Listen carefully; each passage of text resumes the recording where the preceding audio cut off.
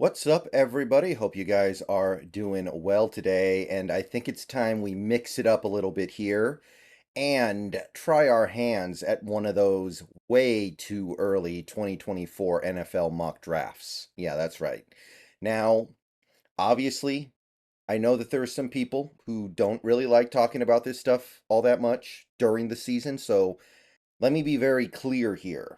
Let me be very, very firm in what I'm about to say. Me doing this video right now does not in any way, shape, or form mean to imply that I think that Seahawks fans should start thinking about the draft right now. I'm not saying, hey, don't watch the games, turn the TV off, don't pay attention, the team's terrible, we're going to suck, we're going to lose, and we need to start thinking about the 2024 draft. I'm not saying that. It's way too early for that. Anybody who's saying that, you're goofy, okay? You're goofy. I would say that even if we were 0-2 right now. I would say that even if we had lost every game. It's just too early. But that doesn't mean we can't start looking ahead. You can keep your mind on the present and the future at the same time. It's possible, especially when you're just sitting here on the sideline. I'm not asking these coaches or these players to be thinking about 2024 because they got to be in the moment. But me as a fan just sitting here, I can think about 2024. So I'm going to do a mock draft. I'll call this mock draft 1.0. Maybe more accurately, it would be the way too early mock draft 1.0 because I'll probably do a couple others. And then when draft season actually starts, we'll actually get into mock draft stuff that's more serious. Now, it's too early to really guess where our pick is going to land. Like, I could try to guess, but it would be so meaningless because we don't know what this team is yet. We don't know what a lot of other teams are. It's way too early. So I'm just going to go by rounds. And the thing is, this mock draft is so early. We still have so many college football games to play that it doesn't really matter that much the exact position of the picks. Like maybe for the first couple rounds it matters, but even then, these players move up and down so much, it's like whoever, whatever. So this is just going to go by round. We have 8 picks 1, 2, 3, 4, 5, 6, 7, and then we have the extra third from the either Broncos or Saints. So 8 picks, and I'm just going to go ahead and run through it. I don't think we're getting any compensatory picks because we didn't lose any big free agents recently to other teams. None of them signed big contracts anyway, so I feel pretty good saying that those are the 8 picks we're going to have unless there's a trade. So let's go ahead and jump right in here. Just an early guess at what next year's mock draft could look like. So 2024, we're going to start out with a first round defensive lineman, Mason Smith out of LSU, one of the top guys on the defensive line this year. So this is a guy who initially I thought was going to be out of range for the Seahawks. I thought he was going to be like a top 10, maybe top 12 pick, and we wouldn't have a chance to take him. But he really hasn't played that well to start the season, at least I think compared to expectations, and he's fallen to where Jerzan Newton, I think, is now the top dog on defensive line for draftees. So Mason Smith kind of moves back to number 2 behind Newton. Newton is now the guy who I think we're not going to be able to get because he'll be gone by the time we pick. Mason Smith, I think, has a chance to be there in the late teens, early 20s, maybe even mid 20s at this point. He's really not gotten off to a great start, but phenomenal talent. And if we have the opportunity to get him in the first round, I think that's pretty phenomenal. Okay, second round now. We're doing Cooper Bebe, one of my favorites, a guard, probably a left guard out of Kansas State. Now, he's playing tackle for Kansas State, but I'm pretty sure that Cooper Bebe is going to end up being a guard in the NFL, and I think he's going to be a really good one. Like Graham Barton, another one of my favorites who is really starting to catch on with these big boards and mock drafts I've noticed lately. He's starting to become like a first round pick. But Cooper Bebe is not too far behind, probably a second round pick. I really like him. Brings a lot of stuff to the table that I think will fit in this offense. And I don't believe we should commit to Damian Lewis beyond this 2023 season.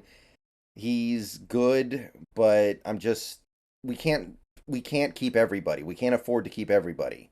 So you got to cut somewhere. You got to let somebody go somewhere, and I think Damian Lewis is probably that guy.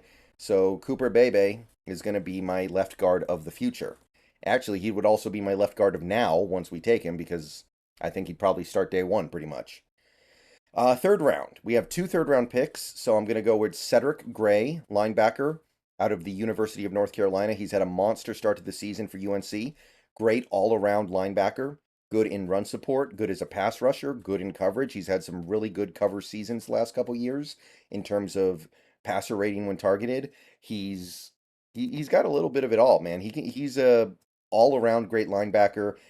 He's been all over the field so far for the Tar Heels through the first few games here, and we need a linebacker. And arguably, I'm already kind of pushing it by waiting until the third round to address the linebacker spot. So Cedric Gray would be a very nice consolation prize, I think, from the guys like Trotter and Carter and some of these other guys that are likely to go in those first two rounds. So Cedric Gray, um, honestly, the way he's playing, he might end up moving up into like the second round area of things. But for now, he generally projects around the third round, and I would love to get him in the third round if possible, becoming one of my favorite players right now. All right, next third round pick, we are getting a quarterback of the future, and I'm going with my crush. And I'll just say it.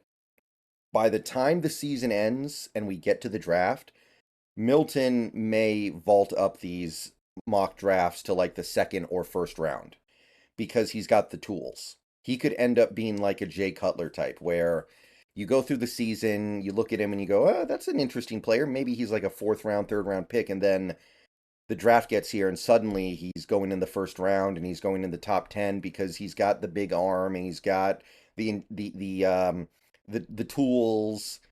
So if Joe Milton stays in this third round area, it'll probably be because he didn't play that well and teams decide they can't wait for him to figure it out.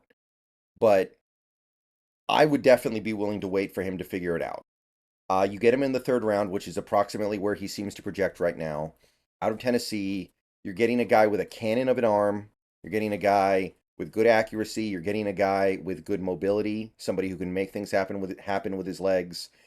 He just isn't playing super great at Tennessee. But here's the thing, guys. Here's the thing that people need to understand about Joe Milton. If Joe Milton was playing at a hyper elite level, he would be Caleb Williams. He would be Drake May. He would be going in the top 10 of these mock drafts because then he'd be this ideal prospect that has no criticism. The fact that he's not playing that well is indicative of the fact that he's a project right now. And that makes him a third round pick in theory. I honestly, I still think that by the time the draft comes around, even if he doesn't improve his overall play and remains inconsistent, his tools will probably propel him above the third round. But if he does slip the way that somebody like Will Levis slipped this year, I'd be all over that immediately. Okay, so fourth round, I got Cade Stover, one of my favorite players in college football this year, tight end out of OSU. We're going to have to restock this tight end room. Cade Stover could be our Will Dissly. He's got great hands. He's actually become a pretty underrated downfield threat. He's become a playmaker for that offense.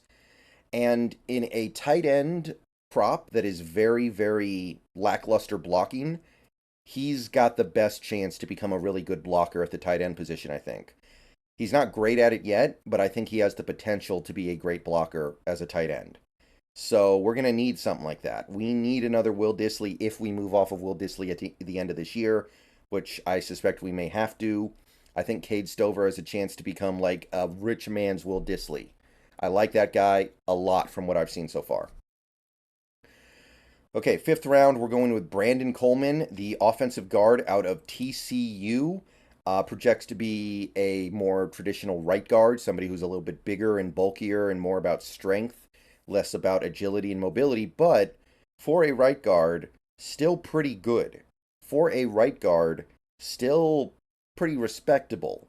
And in this offense, that's kind of what we're looking for. And TCU's had some really good offenses recently. They run the ball well. He's a bulldozer. He's somebody who can really handle opposing nose tackles and one techs. But he is a right guard. Right guards typically don't go that high in the draft, so he could go in the fifth round. And if you can jump on that, jump all over that. All right, sixth round, we got Jalen Ford, another linebacker, this one out of Utah. Somebody who's splashed on my radar in the last several weeks and somebody who still hasn't seen the draft stock bump up. I mean, this is a good draft, guys. And it's a good draft for linebackers. So Jalen Ford could be a decent prospect and still not get up there. So if you have the opportunity to get Jalen Ford in the 6th round, I think he has an opportunity to become something for you. Not just a special teamer, not just a jag, but an actual player. I like what I've seen from him so far. And once you get down to this area, obviously you're looking for flyers, guys who have some low hit rate, but when they hit hard. So Jalen Ford, liking what I see from him so far. And 7th round pick, last but not least, we gotta make sure that Frank Gore doesn't. Like Frank Gore had some really big games against the Seahawks when he was in the NFL. We gotta make sure that his son can't carry on that legacy, and the only way to do that is to have Frank Gore on our team. If he's on the Seahawks, he can't run for 200 yards in a game against us, right? So I'm bringing in Frank Gore Jr. from Southern Mississippi, 7th round. And even if he doesn't do anything for us, at least he's not doing anything for other teams against us, right? That's the important part. But yeah, that's my first mock draft of the season. Again, it's way too early, but this is where, or excuse me, how I think a good, interesting, compelling, useful mock draft could end up looking.